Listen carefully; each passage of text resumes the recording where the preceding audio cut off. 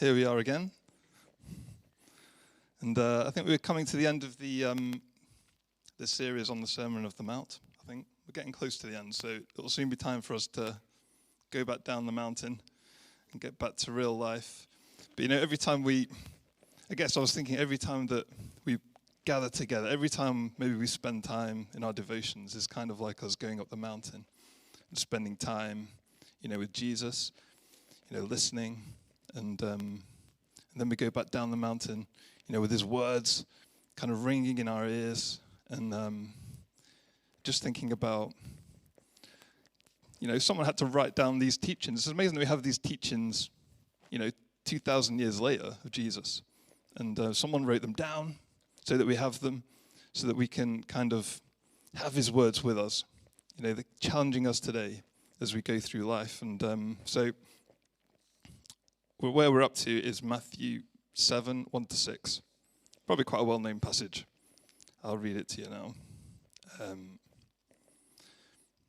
Do not judge, or you too will be judged.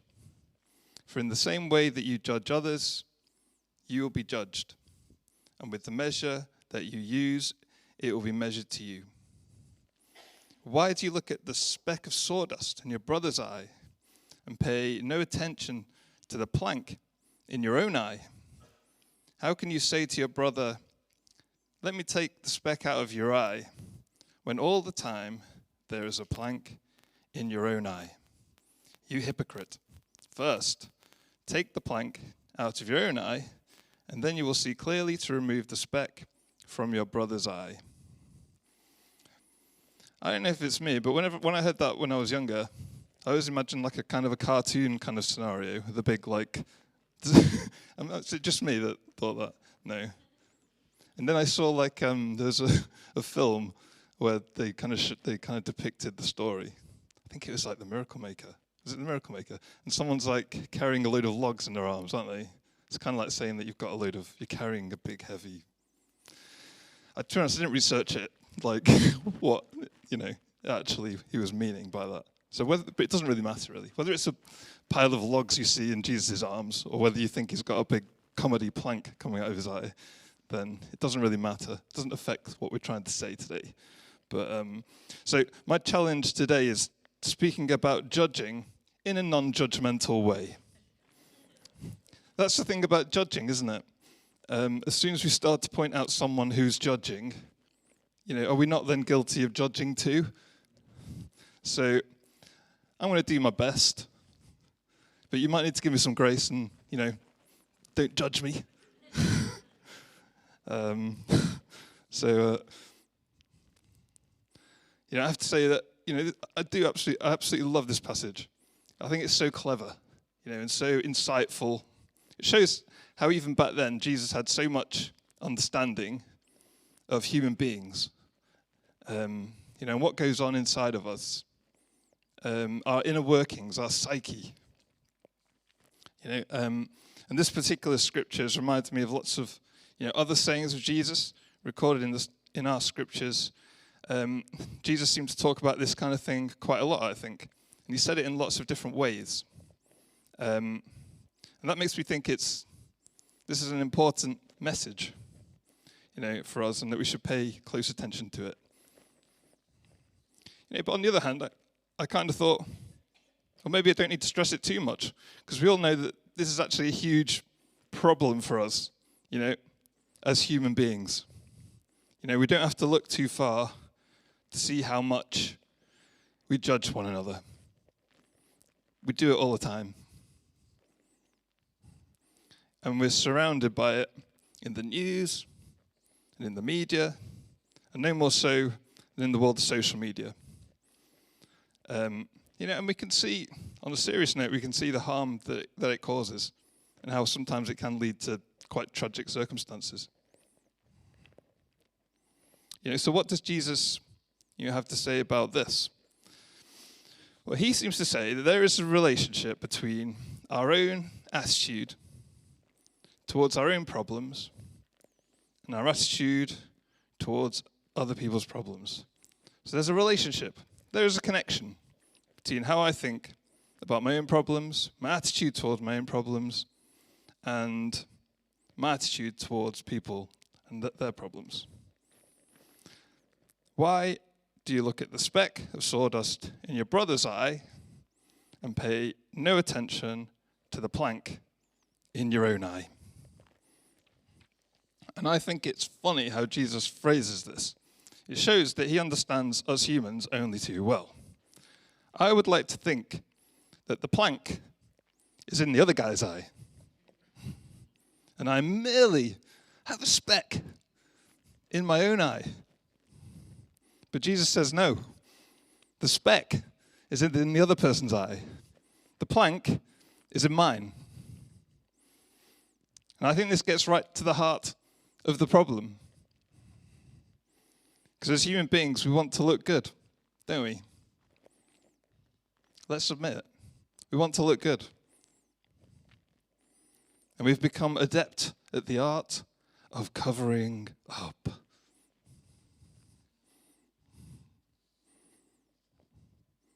And it's much easier to talk about somebody else's problems, isn't it?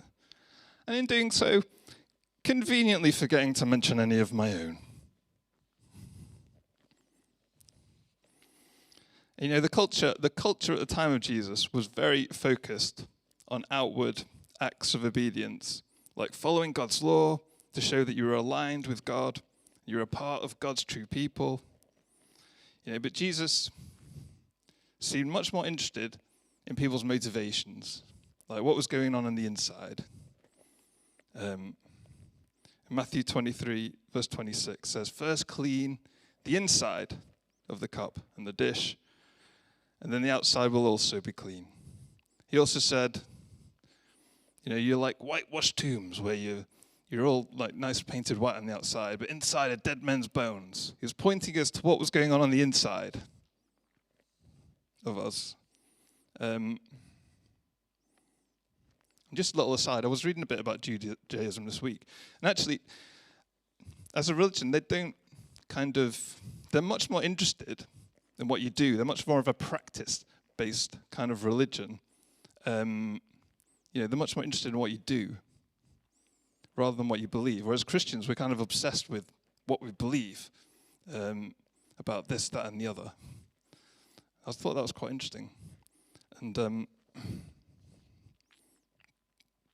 but in a culture, like this, that's just all about what you do on the outside, more so. There's a lot of pressure to do the right thing, to look good, and to get the approval of those around you.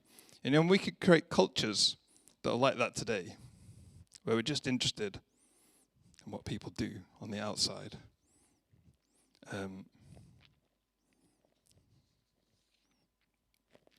And over the years, we Christians have gained quite a reputation for being judgmental, which I think is a bit ironic, considering that our kind of central message is forgiveness. Anyone who comes into a church is probably looking for forgiveness for something or other. Surely we know more than anyone that we have sinned. Why else would we be here? But perhaps there's something about being forgiven and being given a clean slate with God that maybe can fool us into thinking we're actually a bit better than we actually are.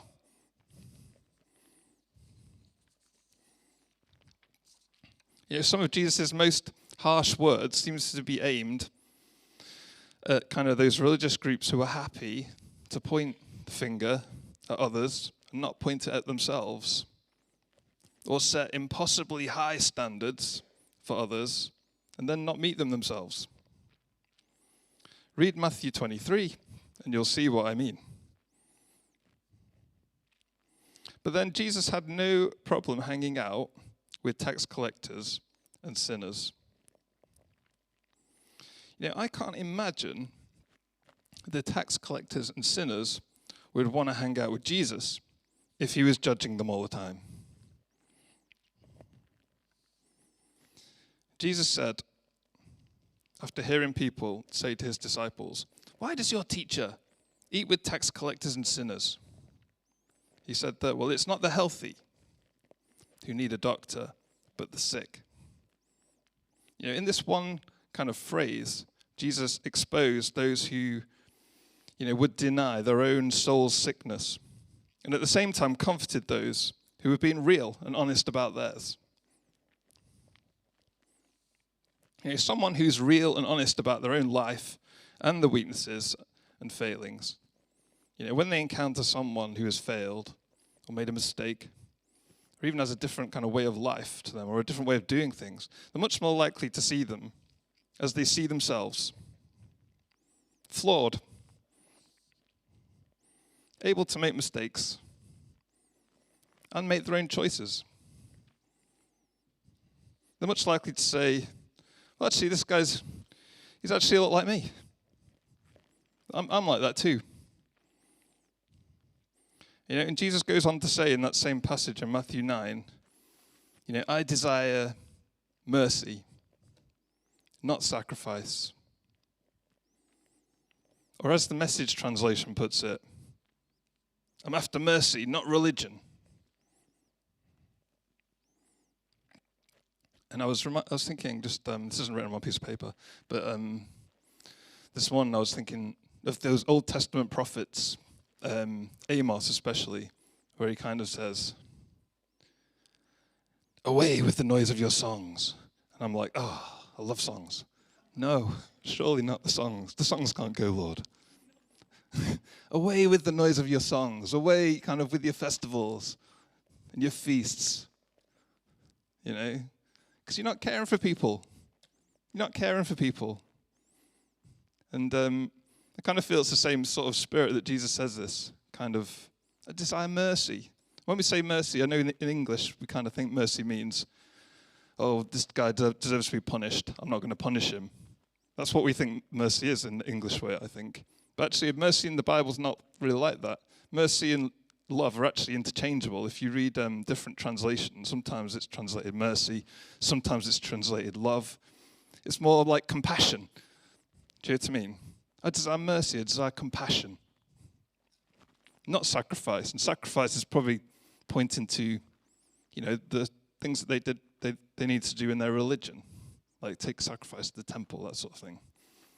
I desire mercy and not sacrifice. I'm after mercy, not religion. So if you want to know what God's after, Jesus kind of spells it out there.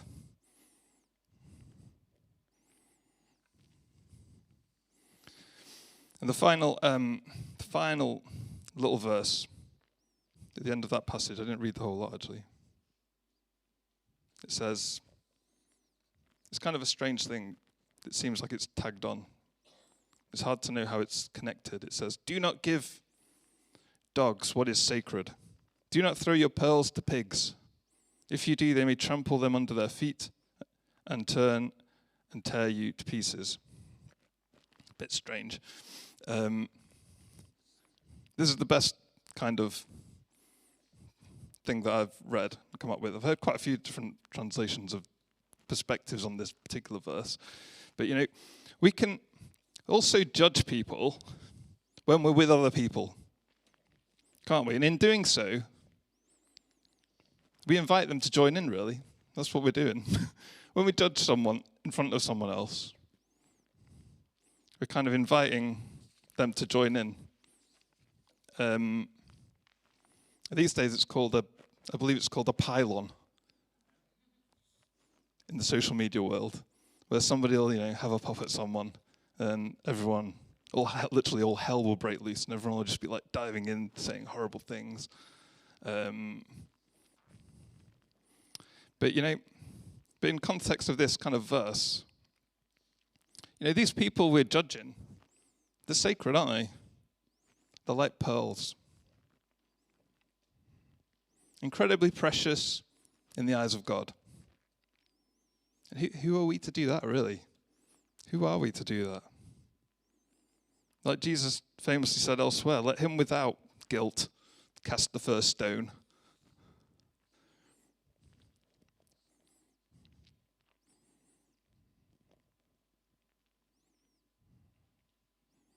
So, whenever we find ourselves doing this, and we will, And we will. You know, the question we've got to ask of ourselves is this. You know, what is it that I'm covering over in judging this person? In judging this poor person, what am I really trying to cover over about me? Whenever we find ourselves judging someone, ultimately, that's what we're doing. We're kind of covering over our own bad stuff. You know, so maybe we should start like a spiritual practice. This is a good spiritual practice. Whenever we catch ourselves in the act of judging someone, we ask ourselves this question: what am I trying to cover up about me? And perhaps we won't be able to solve this problem. I think we're always going to have this problem. But let's be aware, you know, that often when we're judging someone, we're often just trying to cover up our own stuff. You know, and I'm going to just finish with a little famous Christian phrase that you may have heard of. Love the sinner, hate the sin. Don't anyone use that one? Come on, you have done. We have all done it. But the thing is, Jesus never said that, did he? He never said that. You know, in the light of what we've read today, I think that we should change that little Christian phrase to something else, which is, love the sinner. I'll keep that bit. Hate your own sin. Isn't that closer, do you think, to what we've read today? Okay, I'm going to leave it there. You don't feel judged? Nobody answered.